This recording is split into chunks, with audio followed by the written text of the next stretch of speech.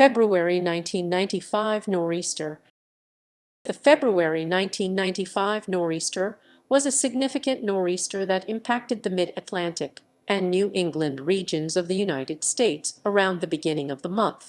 It was the only major nor'easter of the 1994-1995 winter.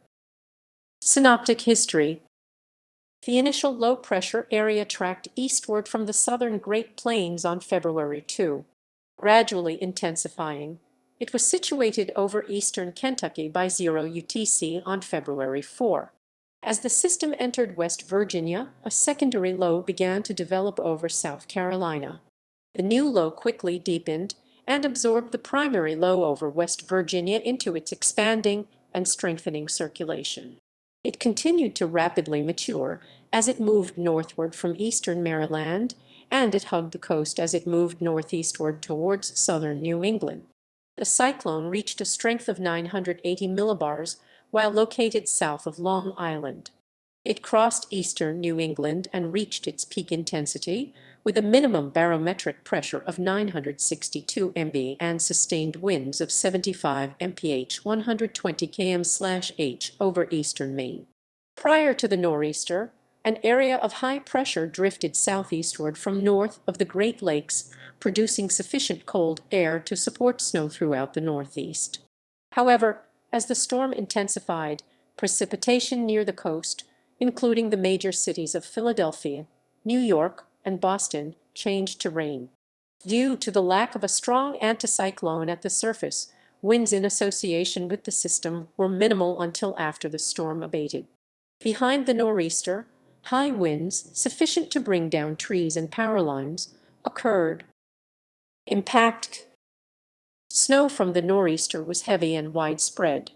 Areas that picked up 10 in 250 mm or more include Pennsylvania, New York. Scattered reports of 20 in 510 mm were received in upstate New York and northern Vermont. At Burlington, Vermont, 16.8 in 430 mm of snow fell, beating the daily record of 8.7 in 220 mm set in 1988. Overall, the event ranks as a Category 2 on the Northeast Snowfall Impact Scale. In Pennsylvania, the heaviest snow fell in Bucks County. Throughout the state, the number of traffic accidents was minimized due to the storm's arrival on a weekend. 3 died of cardiac arrest after shoveling snow, and more than 100 people were hospitalized for chest pain. Several dozen more were injured after slipping and falling on ice, and 53 residents sustained snowblower-related injuries. At least 18 people were injured in nearby New Jersey, where the maximum snow accumulation was reported to be 16 inches 41 cm in Princeton.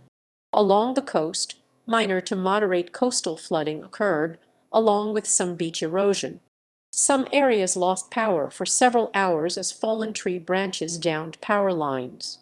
The cyclone also produced heavy snow and coastal flooding in New York.